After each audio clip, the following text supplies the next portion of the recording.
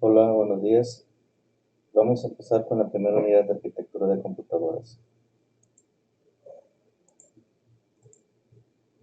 Primero vamos a empezar a definir el concepto de arquitectura, en el cual consta que dice es un entorno informático que proporciona una descripción de la construcción y distribución física de los componentes de la computadora. Una arquitectura de una computadora explica la situación de sus componentes y permite determinar las posibilidades de que un sistema informático con una determinada configuración pueda realizar las operaciones a las cuales se va a utilizar. Aquí cabe señalar, jóvenes, que existen diferentes tipos de equipos de cómputo. Algunos son las PCs de escritorio o caseras, las home desktop, y también existen las computadoras de diseño específico. Es decir, ¿algunos de ustedes han escuchado hablar del término de el carro de la computadora se me dañó? La computadora del carro, perdón, se me dañó. Esa es una computadora específica, con una función única, ¿sí? También existen equipos de cómputo que son servidores, es una arquitectura diferente. También sus refrigeradores, sus teléfonos celulares son los equipos de cómputo que tienen una función específica, el cual está determinado por los componentes que utilizan y cómo los utilizan. ¿Vale? Cuando se describe una computadora se debe distinguir entre arquitectura y organización. La arquitectura de computadora se refiere a los atributos de un sistema que son visibles a un programador, es decir, aquellos atributos que tienen un impacto directo en la ejecución lógica del programa. Ejemplos de atributos arquitectónicos. Ejemplo, conjunto de instrucciones, números de bits usados para representar datos, mecanismos de entrada y salida y técnicas de direccionamiento de la memoria. Cada equipo de cómputo, lo digo, tiene su propio lenguaje nativo, que es el lenguaje ensamblador, el cual no es igual para una computadora con un procesador ARM Cortex, es decir, tu teléfono, a un procesador Intel o octa-core o una AMD, son diferentes. Incluso existen procesadores más potentes que son los Spark, desarrollados por la empresa Sun Microsystem y que se venden en los productos solares. Igual, un Intel Xenon o un Itanium son arquitecturas diferentes. No se utiliza el mismo tipo de placa base para poder utilizarlos, incluyendo los procesadores de estado cuántico, en fin, existe una variedad enorme.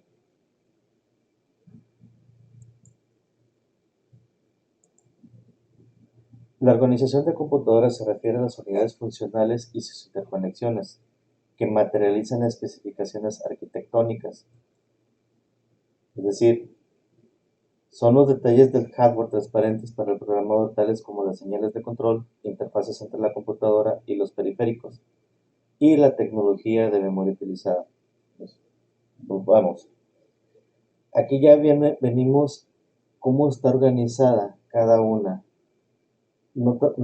Son el hardware principalmente lo que nos determina cómo va a funcionar. Hay computadoras, por ejemplo la Raspberry Pi, que es una microcomputadora que tiene un tipo de hardware específico para controlar señales, dispositivos de entrada-salida, que es muy diferente a un ordenador común de casa con más atributos y características, pero que no podemos adquirir directamente una señal o una interrupción de señal de algún tipo de sensor.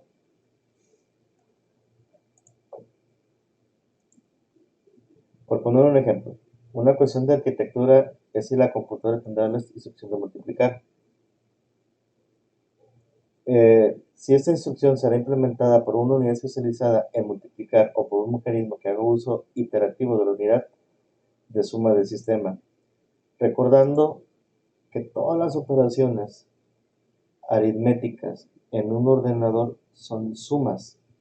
Una multiplicación es una secuencia de sumas, una división es una secuencia de restas, que una resta es una suma negativa, en fin. También decimos, se cree, o se ha establecido, que muchos fabricantes de computadora ofrecen una familia de modelos. Todos son con la misma arquitectura, pero con diferente organización.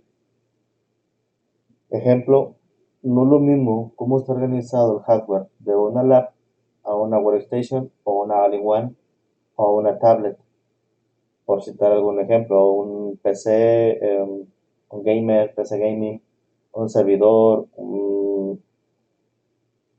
por ejemplo, Lenovo, las ThinkCenter, en fin.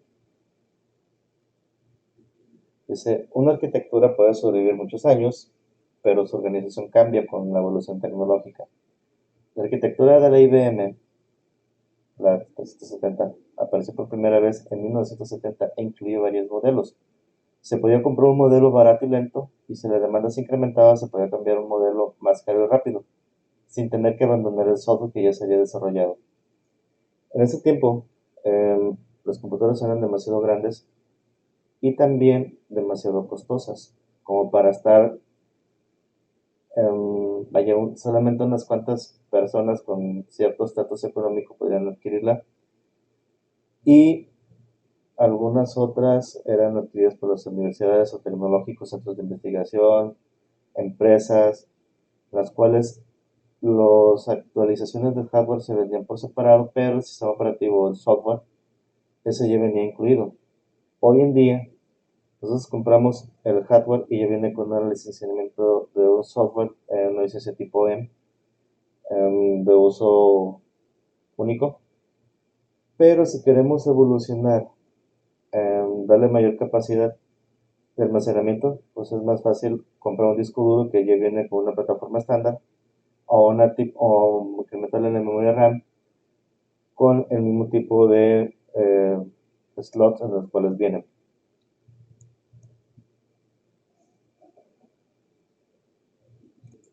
¿Cuáles son las funciones básicas que puede llevar una computadora? Hoy, estamos hablando que es un sistema de procesamiento de datos, almacenamiento de datos, transferencia y control.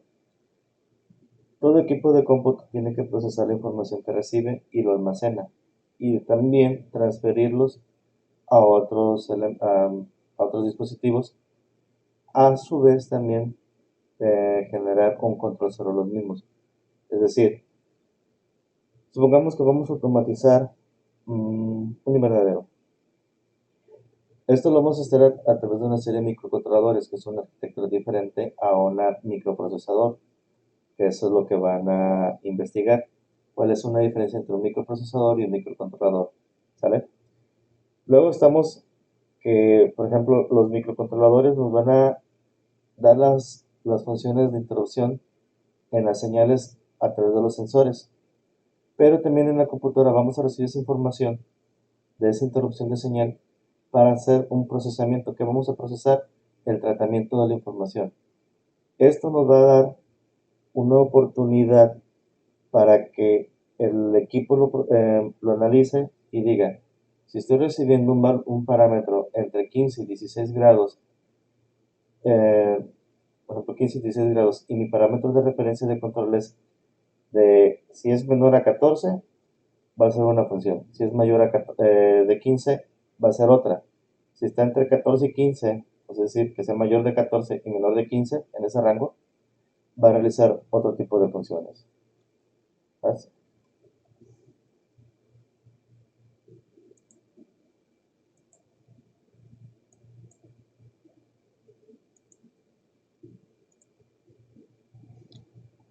La computadora es una entidad que interactúa de alguna manera con su entorno externo, como ya se lo había explicado. En general, todas sus conexiones con el exterior pueden ser clasificadas como dispositivos periféricos o líneas de comunicación.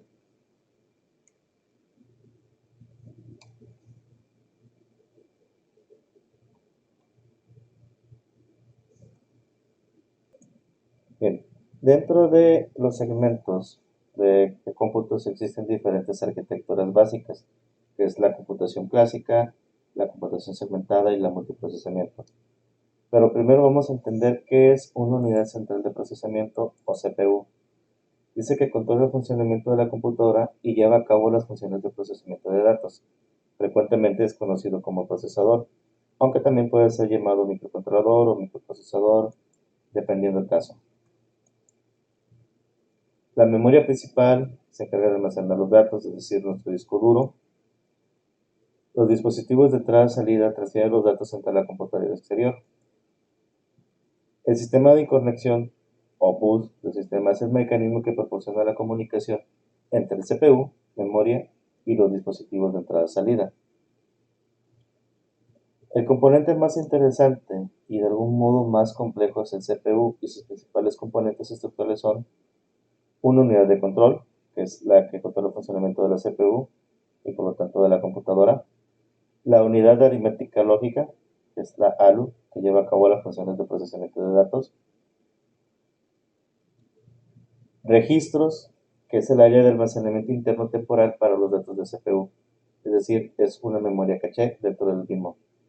Y la interconexión interna de la CPU, que son mecanismos que proporcionan la comunicación entre la unidad de control, la unidad de aritmética lógica y los registros.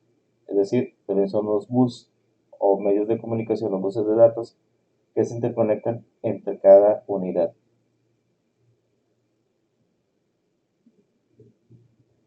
Bien, como conclusión, para entrada, la arquitectura de computadoras es el diseño conceptual, la operación fundamental de un sistema de computadora.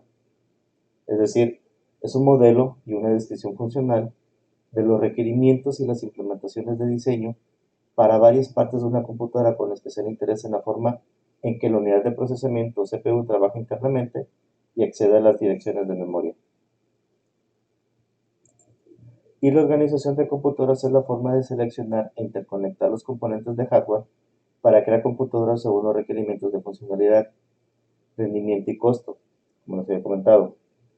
No es lo mismo comprarse una computadora tipo gamer que viene con otro tipo de organización, pero que tiene las mismas funciones con otras disponibilidad de recursos de hardware con mayor espacio a una, por ejemplo, una ThinkCenter Lenovo o una Alienware, que el diseño viene más compactado. Bien, vamos a hablar de lo que son arquitecturas de cómputo clásica para dar un poquito más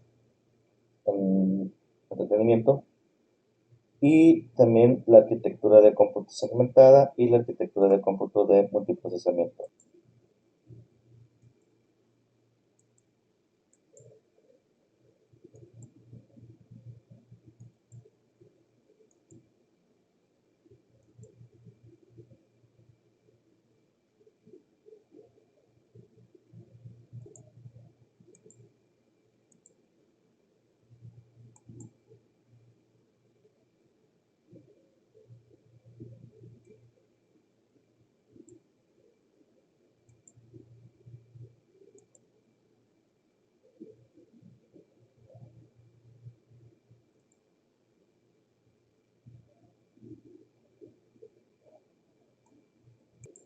La arquitectura de cómputo segmentada es otra aportación frecuente que aumenta el rendimiento del computador que fomenta el paralelismo implícito, que consiste en la segmentación del procesador generando túneles y descomponiéndolo en etapas para poder procesar una instrucción diferente en cada una de ellas y trabajar de manera simultánea, es decir, con varias a la vez. Esto es lo que nos da el procesamiento paralelo, que es muy diferente al multiprocesamiento, ¿sabes? La arquitectura pipeline, basada en filtros, consiste en ir transformando un flujo de datos en un proceso comprendido por varias fases secuenciales, siendo la entrada de cada una de las salidas de la anterior. Esta arquitectura es muy común en el desarrollo de programas para el intérprete de comandos, ya que se pueden concatenar comandos fácilmente con tuberías tipo pipe. También es una arquitectura muy natural en el paradigma de la programación funcional y equivale a la composición de funciones matemáticas. La arquitectura pipeline se aplica en dos lugares de la máquina, en la CPU, que es en la unidad central de procesamiento, y en la unidad de aritmética lógica. Veamos. En informática, un pipeline o tubería es un conjunto de elementos procesadores de datos conectados en una serie, donde cada salida de un elemento es la entrada de la siguiente, como si fuera una fila. Por ejemplo, tenemos aquí un conjunto de instrucciones que están en espera. Vamos a decirle que están segmentadas en diferentes procesos, en diferentes líneas de tiempo, del 0 al 9. Este conjunto de instrucciones están esperando mientras estas instrucciones están en procesamiento, en el cual, si seguimos el diagrama, estos se van interconectando o se van reduciendo. Este llega primero, se atiende primero. Viene después, pasa en el siguiente momento y es atendido en el ciclo 2. Este que viene empezó, pero tiene otro tipo de ticket, tiene su turno de espera y se va ejecutando. Mientras que este proceso ya demoró 2 ciclos, entonces el siguiente proceso no puede ser iniciado hasta que este sea terminado y se sea entregado. Entonces, si seguimos la secuencia, cada tubería o cada segmento de programa que es en la tubería nos va indicando cuándo se puede realizar. Este círculo nos indicaría que se estuviera decodificando. Por ejemplo, primero se obtiene, después se decodifica, se ejecuta y se escribe el regreso y se almacena en la memoria principal. De igual manera, como este proceso no puede ser iniciado hasta que este ya esté en ejecución, ya esté en líneas de procesamiento. Entonces, este proceso se recorre al siguiente espacio o al siguiente ciclo en línea de esperas y los demás igual se recorren. Pero si en esta forma, si en este fetch, este proceso requiere de 2 ciclos, este va a esperar su turno, este proceso, hasta que este sea pasado a decodificación. Aquí nos indicaría que fuera un tiempo muerto o un tiempo de decodificación, el cual aquí este proceso no ha entregado el resultado para ser decodificado. Entonces, queda un vacío, pero están en espera los siguientes procesos. De tal forma que el siguiente proceso ya cambia, este se encuentra en el fetch y ya se recorre, mientras que este proceso está en fetch, este ya está en decodificación. Y si nos seguimos en la línea de tiempo, sigue en fetch, no ha terminado la decodificación y ya está en tiempo de ejecución. Pide un tiempo de espera. Entonces, este proceso entra a fetch mientras el siguiente ya está en decodificación. Sigue el tiempo de espera porque este proceso requirió de mayor cantidad en fetch, por lo cual se entrega.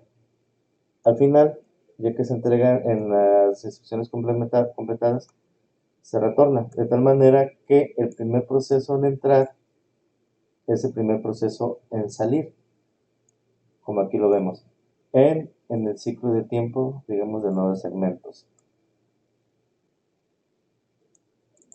Otra manera de explicarlo sería, por ejemplo, que algunas arquitecturas son vectoriales, es decir, se maneja con un vector y lleva un registro escalar, donde cada uno tiene su propia línea de tiempo y están en un sistema encadenado, donde cada proceso son sumatorias de punto flotante, en el cual se van ejecutando de tal manera que lo van redireccionando. Como igual, por ejemplo, tenemos una tubería vectorial, que es lo que estaba tratando de empezar. Todas las instrucciones están registradas en la memoria principal y el fetch, o sea, busca instrucciones y decodifica las instrucciones y hace una búsqueda escalar donde se va regresando, que son las señales de control. Una señal de control es un punto para determinar dónde termina un registro de instrucciones y dónde empieza el siguiente. En este caso, por ejemplo, estamos hablando de conexiones o procesamiento binario, que es la tecnología actual. Mantiene un segmento de, creo que es un bit o el bit de control, o el byte, si mal no me acuerdo, el cual este va determinando dónde empieza y dónde termina. Una vez que ya terminó, se van hacia los registros en un procesador escalar y un procesador vectorial. El trabajo que van a realizar es cuál es la diferencia entre un procesador escalar y un procesador vectorial. También tenemos las arquitecturas de cómputo de multiprocesamiento, o SMP, que es el acrónimo de Symmetric Multiprocesamiento o multiproceso simétrico. Se trata de un tipo de arquitectura de ordenadores en que dos o más procesadores comparten una única memoria central. La arquitectura SMP, multiprocesamiento simétrico, también llamada UMA o Uniform Memory Access o memoria de acceso uniforme, se caracteriza por el hecho de que varios microprocesadores comparten el acceso a la memoria. Todos los microprocesadores compiten en igualdad de condiciones por dicho acceso, de ahí que es la denominación de simétrico. Los sistemas SMP permiten que cualquier procesador que trabaje en cualquier tarea, sin importar su localización de memoria, con un propicio soporte del sistema operativo. Estos sistemas pueden mover fácilmente tareas entre los procesadores para garantizar eficientemente el trabajo. Una computadora de multiprocesamiento simétrico se compone de microprocesadores independientes que se comunican en la memoria a través de un bus compartido. Dicho bus es un recurso de uso común, por tanto debe ser arbitrado para que solamente un microprocesador lo use en cada estado de tiempo. Un arbitrado o un procesamiento arbitrado es alguien que lo va a estar ordenando u organizando. Si las computadoras con un solo microprocesador tienden a gastar considerablemente un tiempo esperando a que lleguen los datos de memoria, en los sistemas multiprocesamientos simétricos no hay mejora ni peora en lo que siguen cuando hay varios en espera de datos. Okay. Cuando hablamos de multiprocesamiento decimos que tenemos múltiples procesadores. Hoy en día los procesadores vienen con diferentes, son octa-core o con 8 núcleos, 4 núcleos, 16, 32, 64. En fin, hay una gran variedad. Pero cuando hablamos de procesadores, que es muy diferente a núcleos de procesamiento, estamos hablando de que una tarjeta madre pueda tener dos procesadores a 4. Ese tipo de arquitectura se utiliza más específicamente en equipos donde sea de, ¿cómo les diría? De mayor prioridad, alta redundancia, donde podamos tener diferentes modelos o diferentes procesos que se estén adquiriendo a través de la adquisición de señales. Por ejemplo, supongamos que vamos a automatizar los edificios del tecnológico. Para esto requeriríamos una computadora central y diferentes microprocesadores o microcontroladores que nos estén sondeando, donde a través de sensores de gas, de temperatura, saturación de oxígeno, cada uno va a recibir una información que a la par, esta se va a interconectar entre sí. En las computadoras, en los servidores, normalmente vienen con una cantidad limitada en números pares, es decir, 2, 4, 6. ¿Por qué no se buscan en números impares? Porque el organizador de procesamiento realiza las funciones para distribuir de manera simétrica un segmento o una interrupción del sistema. Por ejemplo, el procesador 1 va a recibir un conjunto de instrucciones. El procesador, como ya lo hemos visto, está compuesto de diferentes componentes. ¿Qué es lo que vamos a hacer? Es que mientras la instrucción 1, o el conjunto de instrucciones 1, va a requerir el procesador 1, tendremos ya en espera el 2, y en espera tendremos 3 y 4. Cuando el proceso 2 termine, si termina antes que el proceso 1, el procesador 1, perdón, la instrucción del conjunto de instrucciones primaria, este va a liberarlo y lo va a entregar a la memoria compartida, que de igual manera la memoria compartida lo entrega al siguiente procesamiento. Si el conjunto de instrucciones 2, que es en el procesamiento 2, procesador 2, requiere un segundo tratamiento y ya se liberó el procesador 1, eso lo va a entregar al primero que esté liberado. Y si bien el conjunto de instrucciones 3 y el procesador 2 sigue ocupado, este va a mantenerse en espera hasta que uno de los procesadores termine termine su ejecución. Y así lo voy realizando de tal forma que va siendo un sistema escalado donde pueda entregarse de un proceso a otro. Cuando hablamos de dispositivos de entrada y salida, nos referimos a todos aquellos medios que puedan en la entrada lo que las instrucciones para generar un nuevo proceso. Por ejemplo, podemos tener un teclado o mouse, pero también podemos tener sensores o sistemas de reproducción, entrada de video, salida de video, entrada de audio, salida de audio, impresión, el escáner que sería un dispositivo de entrada y salida, un sensor de temperatura conectado a una red de monitoreo que sería un dispositivo de entrada o salida, o la manipulación de un brazo robótico que sería un dispositivo de entrada y salida. Este trabajo lo van a realizar, van a hacer una tabla descriptiva de qué equipo o qué dispositivo de entrada y salida es y cuál sería su función. Bueno, jóvenes, por el momento es todo. Espero tus dudas y comentarios en la descripción. Esos déjenmelos en interno en la clase a través del trabajo y nos estaremos viendo próximamente. Por cierto, en los comentarios dejaré cuándo nos podemos tener una videoconferencia. Yo considero que sean los días jueves por la tarde o por la mañana, según el horario que ustedes me determinen. Muchas gracias y nos estamos viendo próximamente. Saludos.